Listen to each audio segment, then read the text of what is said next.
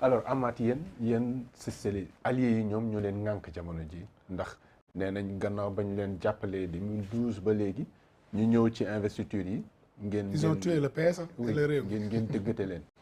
Bon, ce que je voudrais dire... Réduire leen à leur plus simple expression. Oui, ça c'est un discours d'opposants. Mais l'essentiel... Non, c'est pas moi, c'est les camarades socialistes qui le disent. Koulibaly, non, la précision que je voudrais faire par rapport à nos investitures, d'ailleurs à préciser que depuis 2012, notre coalition Benno Bokk Yakaar gagne toutes les élections.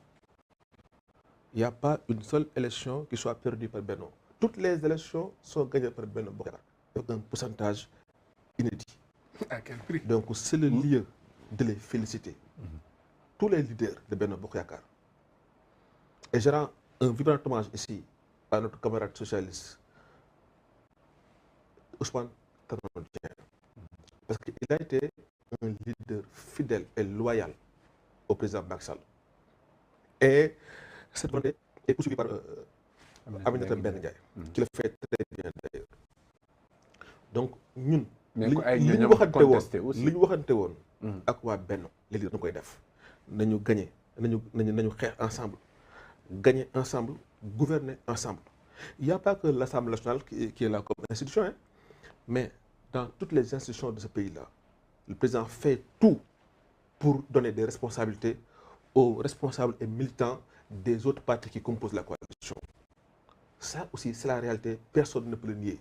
Le président fait beaucoup d'efforts pour satisfaire sa clientèle politique en termes de partis composant la coalition. Je ne parle pas de gâteau, quelque chose comme ça. Je parle du sérieux. Ces gens-là, ils ont accompagné le président, ils l'ont soutenu, ils ont voté pour lui, ils ont fait voter pour lui. Donc le président a compris cela. Donc au conseil, du conseil économique et social, l'Assemblée nationale, ailleurs, partout où il doit donner une responsabilité à un membre de la coalition, même son parti, il y a même des gens qui pleurent, il y a même des gens qui jettent des pierres, parce que le président doit sacrifier son parti pour renforcer la coalition. Nous aussi, on l'a compris. C'est comme ça que cela s'est passé. Depuis 2012,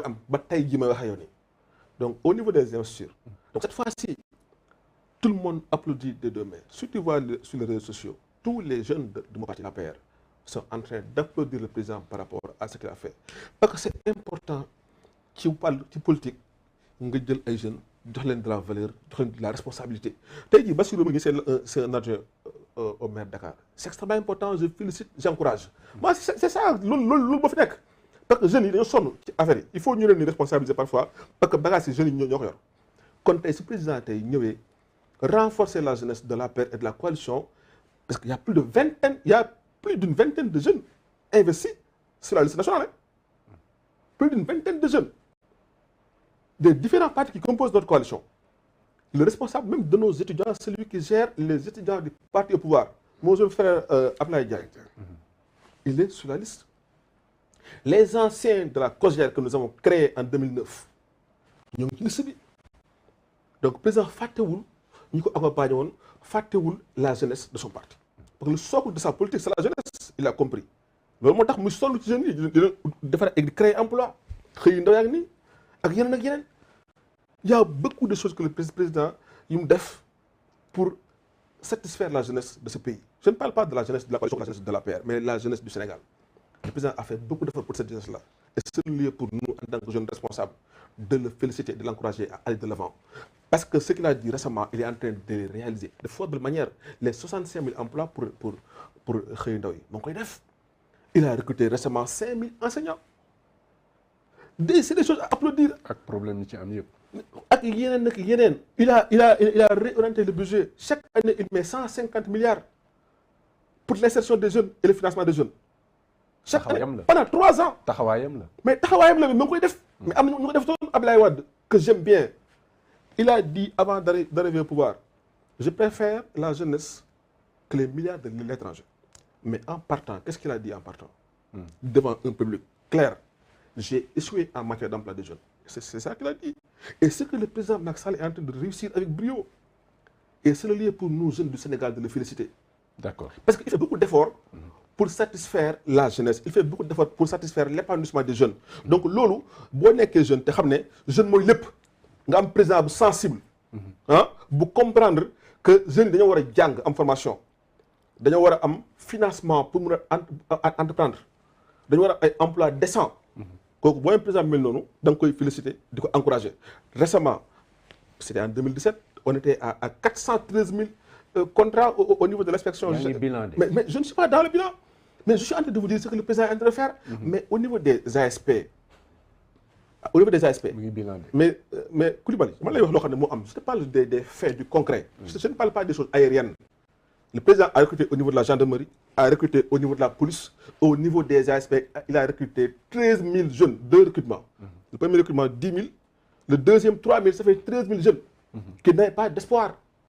Des jeunes qui revenaient de l'armée, radiés, plutôt, c'est durée légale. Oui. Amadou Yakar, nous avons dit ASP, nous SLN. Nous avons recruté dans la police, dans la gendarmerie. La fonction publique recrute plus de 65 000 jeunes. Je te parle du sérieux. Et ça, c'est des chiffres à vérifier, qu'on peut vérifier partout. D'accord. Donc, c'est le lieu pour moi de l'encourager et de lui dire, monsieur le président, il faut encore accélérer la cadence. Parce que la jeunesse de ce pays-là mérite vraiment d'être soutenue. Et vous l'avez bien compris, vous êtes en train de le faire. D'accord. On me signale que nous avons un temps parce qu'on a parcouru pratiquement le sujet que nous avons dit. Bassirou, nous avons peut-être qu'on a rejoindre ci benn point rek mooy ça et c'est un appel que je lance souvent à la jeunesse de ce pays mais dinaa ko tekki ne tuuti on me dit que vingtaine de jeunes qui sont investis je demande quels jeunes parce que la jeunesse selon la charte africaine de la jeunesse s'arrête à 35 ans. Non, ça c'est la charte africaine de la jeunesse mais chez nous ratifié par le Sénégal. Mais dans l'esprit, la jeunesse c'est un état d'esprit. La jeunesse, et chez nous à la paire, la jeunesse c'est 40 ans. Ahmad. Ah oui, ça je vous le dis, chez nous, c'est l'information que je vous donne. Chez nous, à la paire, les jeunes, c'est 40 ans. Votre allié, c'est 30 ans. Oui. C'est 30 ans. La charte africaine de la jeunesse dit que la jeunesse s'arrête à 35 ans. Et cette charte, elle est ratifiée par le Sénégal. Ça, je le sais. Donc, tous ceux qui sont au-delà de ça, peut-être c'est des jeunes adultes. Mais ils ne sont plus dans la transition. Mais c'est toujours, en tout cas, je me félicite souvent de voir des jeunes. Ablaye Diagne, c'est quelqu'un que je connais, que je félicite très bien. Mam Gueye Diop, avec qui je travaille au niveau de l'arrondissement des Parcelles Assainies. Moi, à chaque fois que je vois la promotion des jeunes, j'applaudis. Parce que nous sommes dans un pays à 65% de jeunes. Et aujourd'hui, nous avons 65% de jeunes et être dirigés souvent par la gérontocratie des gens qui sont à la retraite. Je ne dis pas qu'il faudrait une alternance générationnelle, mais il faut une solidarité générationnelle. Moi, que Mac ni gëna am plus de générosité et faire de la place aux jeunes. Oui. C'est-à-dire qu'il ne faut pas ñu toll moment où on dañu di pousse, mais à un moment donné, nous devons jonction entre expérience au Mac ni ak jeunesse su xalé yi pour ñu mëna avancer. Mo waral dama koy wax très souvent à la jeunesse, man koy wax ñom Moussa tout le monde gis nga amna fu ñuy toll nous la jeunesse de ce pays. Il faut un combat de génération. Gis nga jigéen ñi biñu bëggé parité, dañoo dépasser sen affaire parti. Ñun nag bu ñu bëggee ñu jox ñu plus de considération dans nos partis di ñu responsabiliser dans les stations il faut parfois bas summi bu taxaw kii summi bu APR que le summi PDS sur des questions de génération mooy question de jeunesse ñu mën ci ànd. Je pense qu'aujourd'hui c'est bien de voir des jeunes qui sont devenus maires qui sont devenus adjoints et de mettre des jeunes députés maintenant yokk l'Assemblée est censée être la chambre de représentation des jeunes. Donc cette couche qui est 65%, il faut qu'on se batte pour nous dépasser station quota. Madame, nous avons des jeunes qui sont des dizaines de jeunes députés et je pense qu'ils seront mieux aptes à comprendre et à porter le plaidoyer des questions qui concernent les jeunes. En tout cas, toutes les listes qui ont compris en mettant des jeunes, je les félicite. Mais je dis aux jeunes, ce n'est que le début. C'est peu par rapport à ce que nous avons. Et pour nous aider, il faut que nous puissions boole suñu doole mën a xeex loolu. D'accord. Alors le tàggatoo. Amath Bassirou par rapport à ce qu'il a dit sur le combat de la génération, c'est extrêmement important. Oui. Il faut une jonction pour que véritablement ñëpp ñu mën a xeex pour que vraiment les jeunes politiques soient épanouis, c'est important. Mais je termine par la marche de Yewwi Askan Wi depuis le vendredi prochain. Je dis que le Sénégal c'est un pays très sérieux qu'on regarde donc du haut de l'Afrique et du monde entier.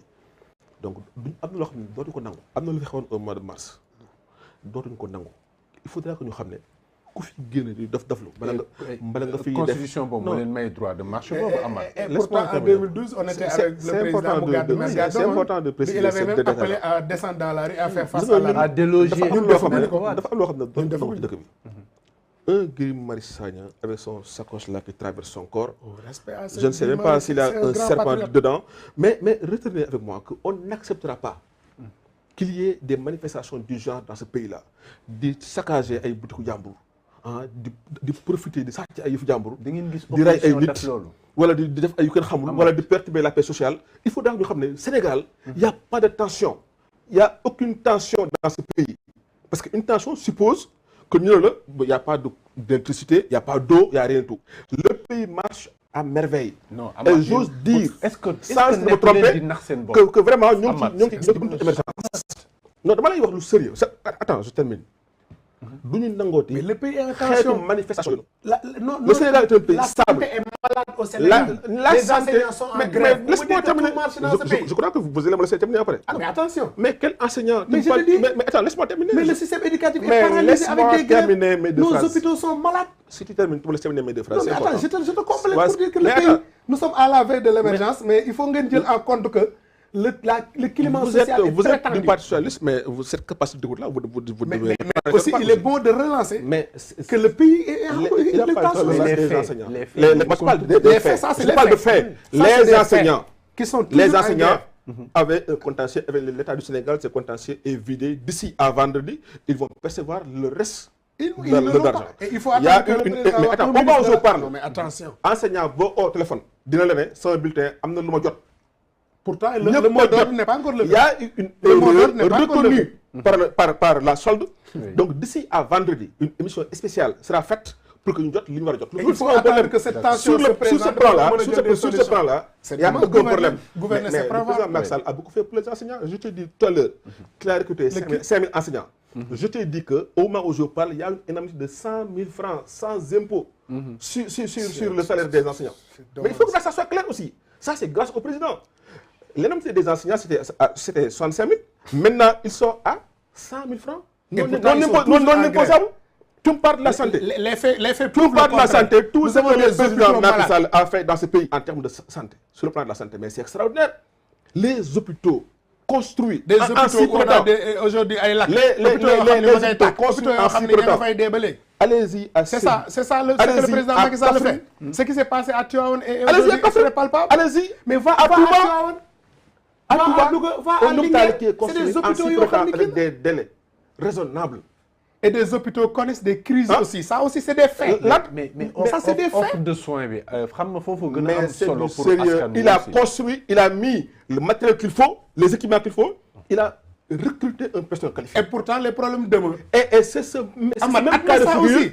qu'il est C'est en d'abord train Ahmad, de vous reproduire oubliez de à parler Tivaouane, de fait. à Ce que les le Sénégalais Dantec disent. Oui. et bientôt à Saint-Louis, dans 3 mois. À Dantec, on Donc il parle de faudrait que ce soit court-circuit. clair. Sur ce plan-là, il y a aucun problème. Comme le Dantec. Nous, À Tivaouane, 11 innocents bébés on peut jubiler quand il s'agit du bilan Louga, on a vu le cas de Macky Sall. Le président Macky À Sall, Linguère, en on a termes de vu ce qui bilan, s'est passé. Et ça, c'est des faits. aucun Sénégalais sérieux Mais ne peut dis-le en attaquer compte ça. le président Macky Sall en termes de bilan. Peut-être nous ne sommes Tout pas ce sérieux. qu'il a fait dans ce pays en termes de réalisation est visible à l'œil nu. Ce que je dis, c'est du sérieux. Ahmad, le sérieux, c'est de prendre en compte les difficultés et les souffrances des Sénégalais. Quelle Et ce difficulté? qui s'est passé Qui à parle Tivaouane, de si ce quel n'est Sénégalais? une Tu parles de quel négligence. Sénégalais? Mais ce qui s'est passé à Les Tivaouane, jeunes, xewul Gambie, xewul les Guinée jeunes ginnaaw. sont en train d'être Mais pris ce en qui s'est charge. passé à Tivaouane, Ahmad, Les du gens de Gambie, la du santé Guinée-Bissau. sont en train d'être Ce qui gérés. s'est passé à Les Amadou Sall enseignants de sont Louga. en train d'être Fii la gérés. xewee. Mais tu parles de quel Sénégalais? Mais Sénégal bi xew mooy Tu Sénégal parles bi de nga xam cette ne petite opposition-là, Non, mais composée attention. par un regroupement de C'est le deux- Sénégal où de les bandes enseignants de sont violents. en grève. Mais tu parles Le de ces gens-là. Sénégal où la santé, les Mais- médecins ont en grève.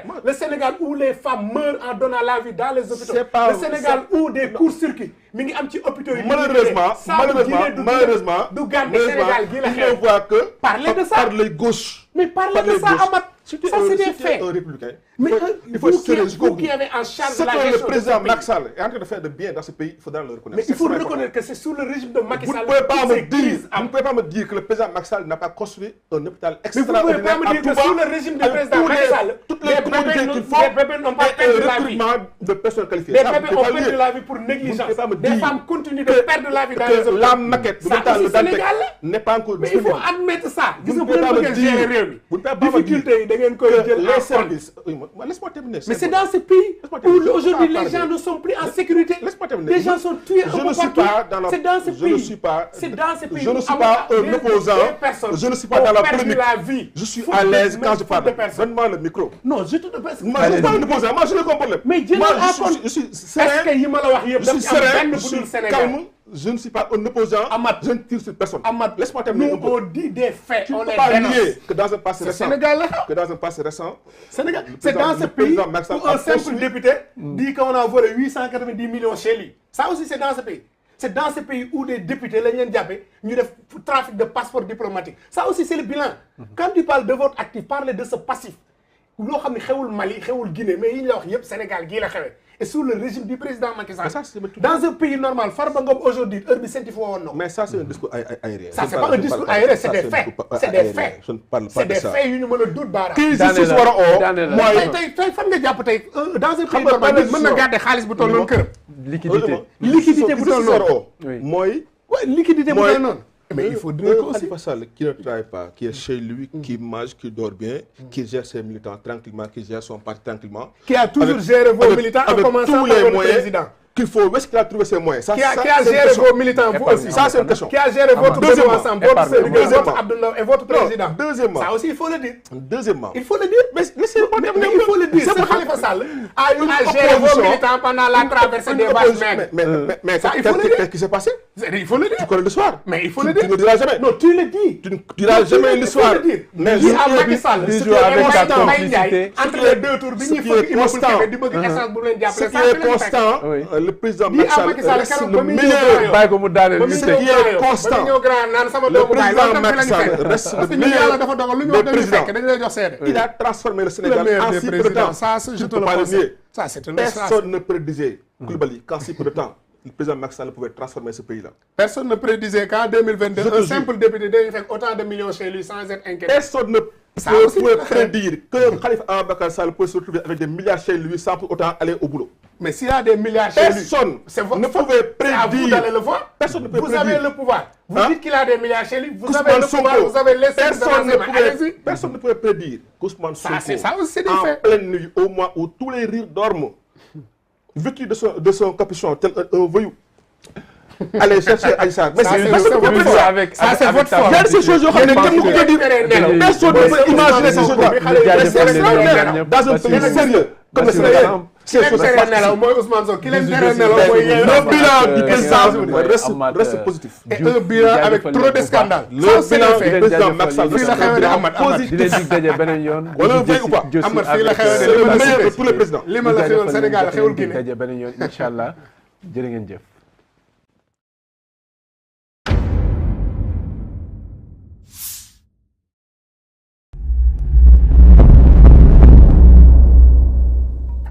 cheetetetet mais yow sawaay yow fu ñu la fekk yaa ngi ci kanamu ordinateur bi wala sa kanamu tablette ba sa téléphone portable lu xew mais damay lire ay information waaw xoolal boo bëgg am ay information yu leer nañ et en temps réel duggal ci www.senegal7.com ay information yu wóor man de maa ngi application Sénégal 7 lépp lu xew dama koy jot ci sama téléphone ci tàng bi te nag application Sénégal 7 am ko yomb na da ngay dugg ci Play Store wala Apple Store nga télécharge ko rek xam li xew ci réew mi ak la xew ci bitim réew te nag dara du la ci umpu. Vous voulez des informations en temps réel? Cliquez sur www.senegal7.com. Sénégal 7, le roi de l'information en temps réel.